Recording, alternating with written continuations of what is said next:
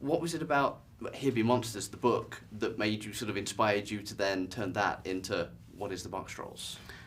Well, when I first read it, I immediately had a feeling of the look of it. You know, I loved David Lean's Oliver Twist, The Third Man, all the films by Terry Gilliam, you know, set in period films with huge. So immediately it made me think of all those movies. So visually it was going to be a feast. And Yeah. you really liked the... Yeah, for me, I mean, it was always about the box trolls. I think out of all the incredible, endless inventions that Alan provided in that book, the box trolls were kind of the most compelling of the bunch. And the fact that these little guys didn't talk in a discernible language, that everything was emotive and just through gurgles and sounds. As an artist, that was just too compelling to not try to work into a film.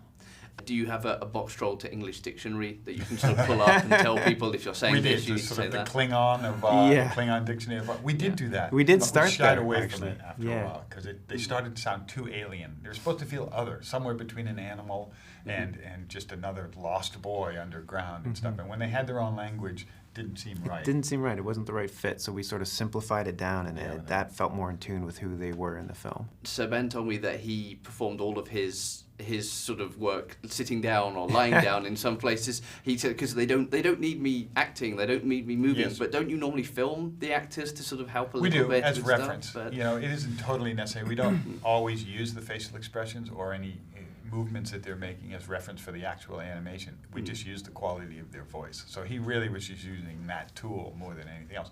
When the first recording session in Chipping Norton, when we first went there, he came in with this clear idea. You know, the first thing he said, hello, hello, and then I'd like to record lying down, which is the opposite of anything you would ever do with a voice because it constricts the voice in an odd way. But he had this great clear idea of what he wanted to try, and you always want to leave open the first recording session to play with stuff. And when we heard that strange voice coming out of him, it first kind of freaked us out. So you weren't sort of stood there with a wig from Madame Frou Frou going, nah, what are we going to do with this now? Yeah, no blue dress and wig. We saved that for the animator because he was happy to wear the blue That's dress. true. And work through every scene. We couldn't get it off him, as a matter of fact. Among the voices, you have Nick Frost, you have Simon Pegg, you have a scene where a character carrying a cricket bat smashes through a fence. Is this a big coincidence, or is this a stealth Cornetto trilogy reference you're trying to sneak into the film? We weren't clever enough to make that Yeah, reference. wow. And we gave Tracy Morgan the cricket bat. So Yeah. we kind of mixed it up a little Bit, yeah. Played with it a little.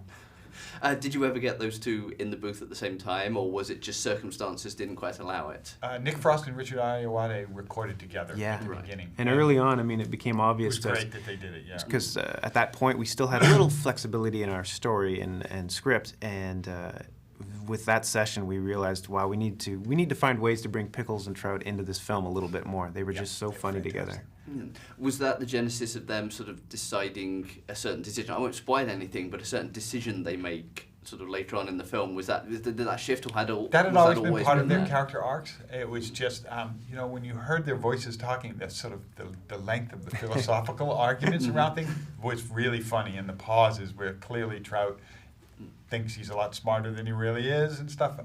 We just wanted to give more space for those guys to interact with each other.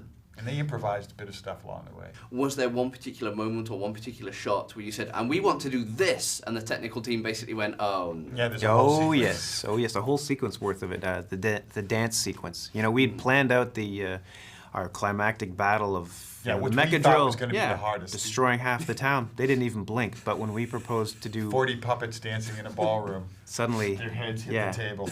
everybody wanted to just walk out of the room. Yeah, that was by far the hardest one.